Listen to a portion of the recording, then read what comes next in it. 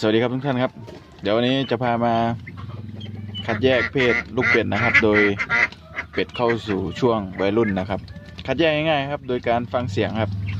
ถ้ามีเสียงกราบๆเนี่ยแสดงว่าเป็นตัวเมียถ้าเสียงแหบๆสักหน่อยก็จะเป็นตัวผู้นะครับวิธีสังเกตง่ายๆสำหรับท่านที่กำลังมองหา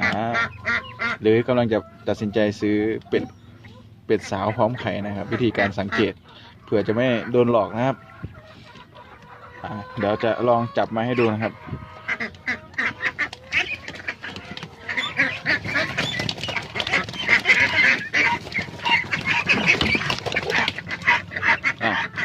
ตัวนี้ครับฟังเสียงดูถ้าเสียงแหบอย่างเงี้ยจะเป็นตัวผู้นะครับซึ่งกำลังโตเลยครับผลยังไม่เต็มครับอันนี้ตัวผู้ครับเดี๋ยวจะจับตัวเมียมาให้ดู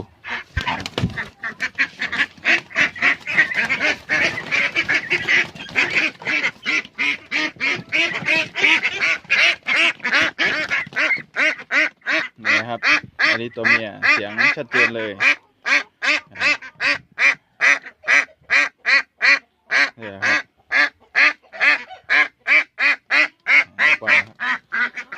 ยังไงก็ไปลองแยกกันดูนะครับ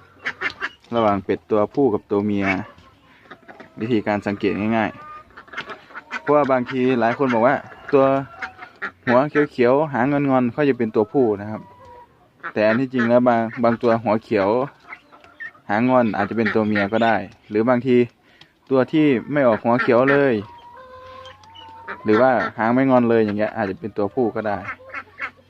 อันนี้วิธีการสังเกตเบื้องต้นนะครับง่ายๆลองไปทำกันดูครับยังไงก็ฝากติดตามด้วยนะครับเจอกันใหม่คลิปหน้าครับสวัสดีครับ